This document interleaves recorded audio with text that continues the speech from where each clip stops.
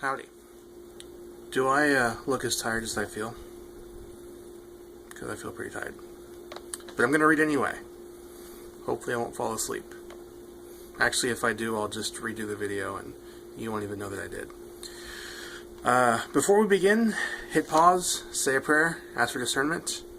Or I guess I invite you to. I guess you don't have to. I'm not going to say that you must. But I definitely recommend it. If you want to get your own physical copy of the Book of Mormon, not unlike this one, there's a link in the description you can follow to request one from the church. If you'd rather get one from me because you don't want to send your information to the church and be in their database and whatnot, you can do that. You can send me an email at thetruthaboutwaffles@gmail.com and I will write my testimony in the blank page right here. And let me clarify. I always say that I'll write my testimony in the blank page. I don't mean in this particular copy, I mean in the copy that I send you. So it's not like I'm going to write my testimony and be like, oh look, here it is. You can't read it because it's right here. There's another link in the description that you can use to follow along online, or skip ahead or go back or read something entirely different. There are other links beneath that you can use to download the Gospel Library app for your iOS device, Android device, or Windows whatever, PC, tablet, phone,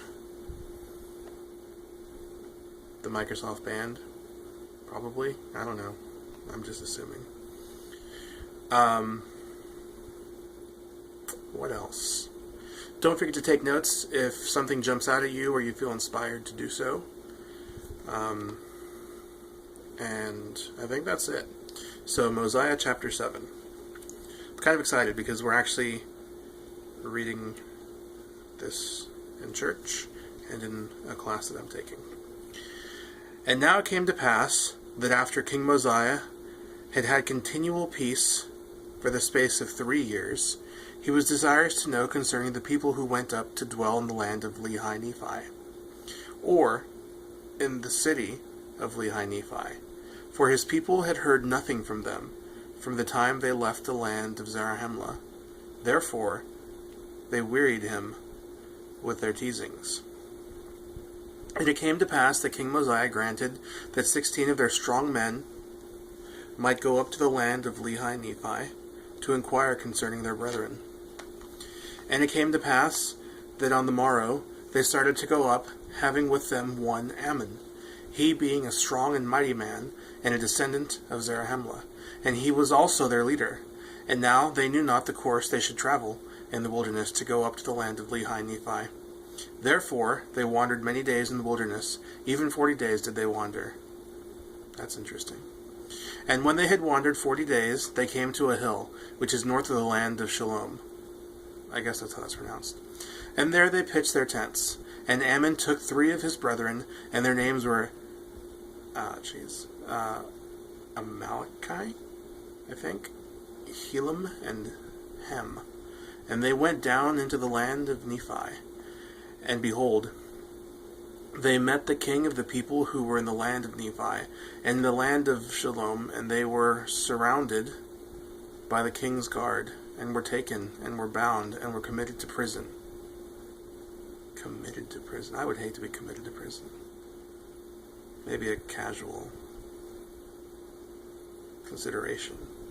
And it came to pass that when they had been in prison 2 days, I read that weird, they were again brought before the king, and their bands were loosed, and they stood before the king, and were permitted, or rather commanded, that they should answer the questions which he should ask them. And he said unto them, Behold, I am Limhi, the son of Noah, who was the son of Zeneph, like the TV, who came up out of the land of Zarahemla to inherit this land, which was the land of their fathers, who was made a king by the voice of the people. And now I desire to know the cause whereby you were so bold as to come near the walls of the city, when I myself was with my guards without the gate. I hate being without the gate. And now, for this cause have I suffered that ye should be preserved, that I might inquire of you, or else I should have caused that my guards should have put you to death. Ye are permitted to speak. And now when Ammon saw that he was permitted to speak, he went forth and bowed himself before the king. And rising again, he said, O king, I am very thankful before God that this day that I am yet alive, and am permitted to speak, and I will endeavor to speak with boldness.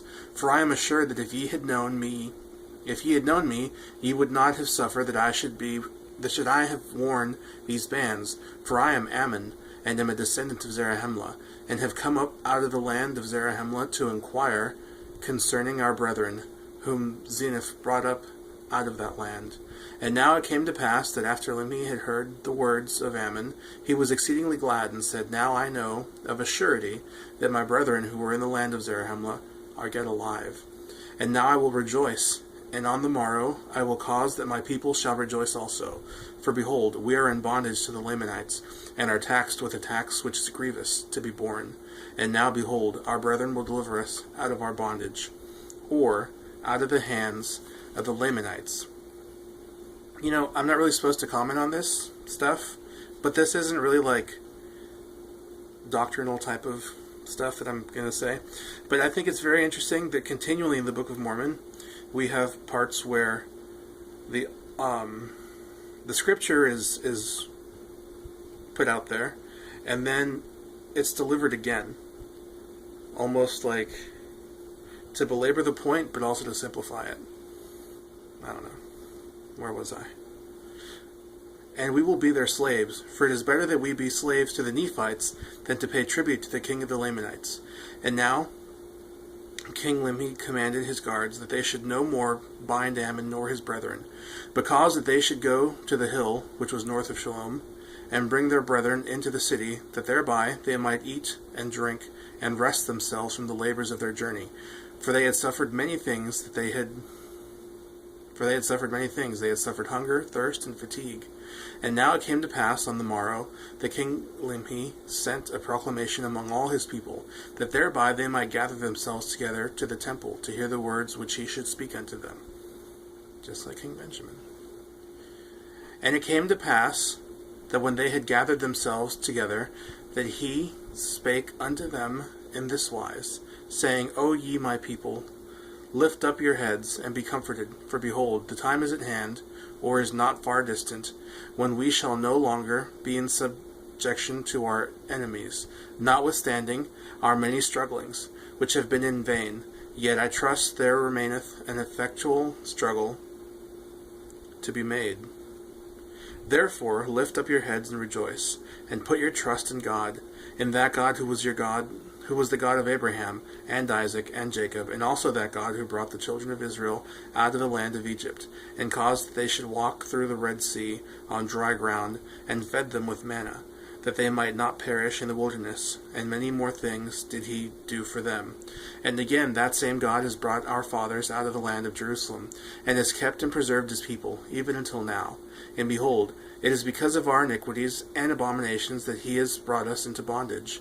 And ye are all witnesses this day that Zeniff, who was made king over this people, he being overzealous to inherit the land of his fathers, therefore being deceived by the cunning and craftiness of King Laman, who having entered into a treaty with King Zeniff, and having yielded up into his hands the possessions of a part of the land, or even the city of Lehi-Nephi, and the city of Shalom, and the land round about. And all this he did for the sole purpose of bringing this people into subjection or into bondage. And behold, we at this time do pay tribute to the king of the Lamanites, to the amount of 1/2 of our corn and our barley, and even all our grain of every kind, and 1/2 of the increase of our flocks and our herds, and even 1/2 of all we have or possess. The king of the Lamanites doth exact of us, or our lives. And now is not this grievous to be borne? And is not this our affliction great? Now behold, how great reason we have to mourn.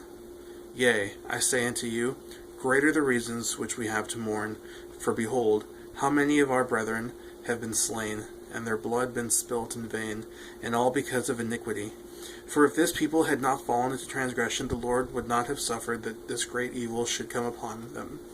But behold, they would not hearken unto his words.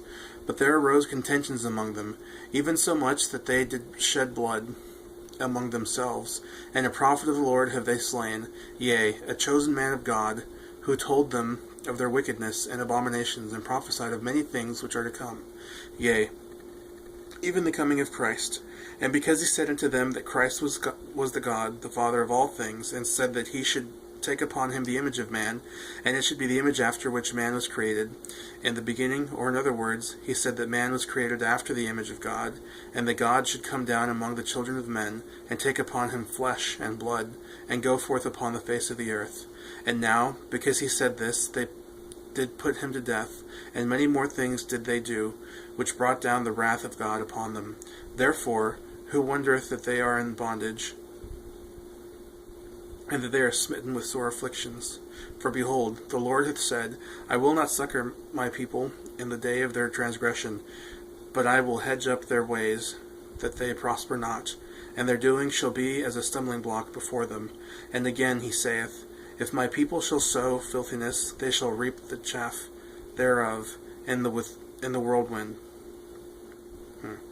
And the effect thereof is poison.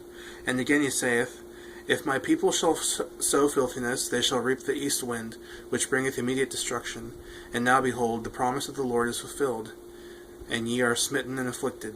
But if you will return to the Lord with full purpose of heart, and put your trust in him, and serve him with all diligence of mind, if ye do this, he will, according to his own will and pleasure, deliver you out of bondage. Alright, so thanks for watching, and see you next week.